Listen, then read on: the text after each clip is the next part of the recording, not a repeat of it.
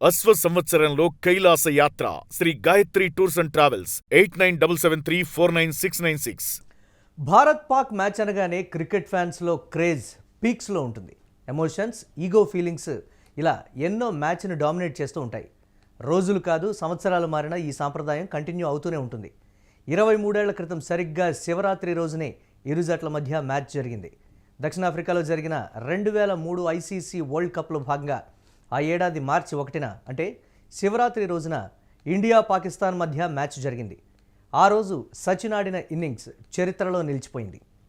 శివాలెత్తిన సచిన్ అని పేపర్లలో హెడ్డింగ్స్ కూడా అప్పట్లో ఓ సెన్సేషన్.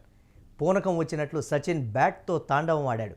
సెంచూరియన్ వేదికగా జరిగిన ఆ మ్యాచ్లో తొలుత బ్యాటింగ్ చేసిన పాకిస్తాన్ సయ్యద్ అన్వర్ సెంచరీతో 274 పరుగుల భారీ స్కోర్ సాధించింది. అప్పట్లో వన్డేల్లో అంతటి స్కోర్ను ఎవరూ చేజ్ చేసిన రికార్డు లేదు.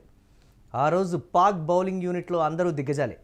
వాళ్లను చూస్తేనే బ్యాట్స్మెన్ గుండెల్లో రైళ్లు పరిగెడతాయి. అలాంటిది సచిన్ మాత్రం వసీం అక్రమ్, వకార్ యూనిస్, షోయబ్ అఖ్తర్ వంటి హేమాహేమీల బౌలింగ్ను ధీటుగా ఎదుర్కొన్నాడు.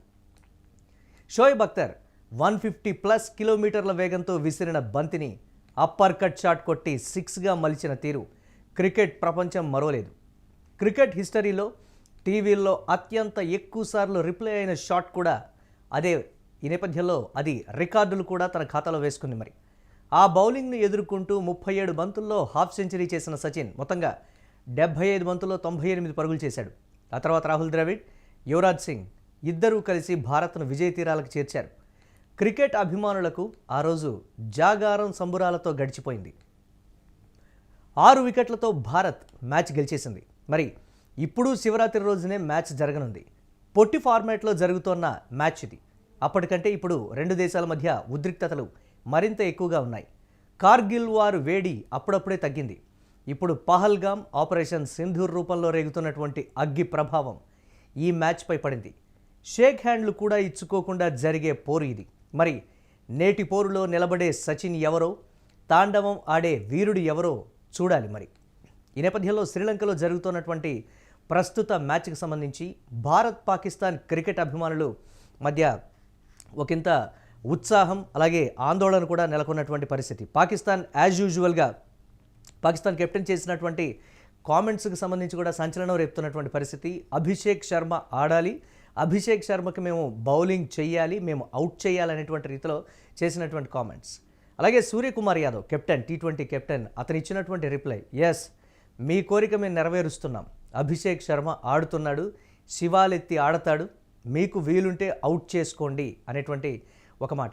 సరే, ప్రతి మ్యాచ్లో కూడా భారత్ విఫలమవుతున్నటువంటి నేపథ్యంలో ఎవరో ఒక ఆటగాడు కీలకంగా మారి భారత్ను ఇప్పటికీ విజయ తీరాలకు చేరుస్తున్నటువంటి పరిస్థితి. ఇప్పటికి కూడా నాన్ స్టాప్గా T20లో అంటే వరల్డ్ కప్కు సంబంధించి నాన్ స్టాప్గా మ్యాచ్లు గెలుస్తున్నటువంటి హిస్టరీ కూడా భారత్ పేరు మీదే ఉంది. ఈ నేపథ్యంలో టీంని ఒకసారి కానీ చూస్తే ఇటు ఇషాన్ కిషన్ రూపంలో వేగంగా పరుగులు చేసేటువంటి ఆటగాడు కానీ, అభిషేక్ శర్మ రూపంలో అద్భుతమైనటువంటి ఓపెనర్ కానీ, మిడిల్ ఆర్డర్లో సూర్యకుమార్ యాదవ్, అలాగే తిలక్ వర్మ రూపంలో, హార్దిక్ పాండ్యా రూపంలో హిట్టర్స్ ఉన్నటువంటి పరిస్థితి ఉంది.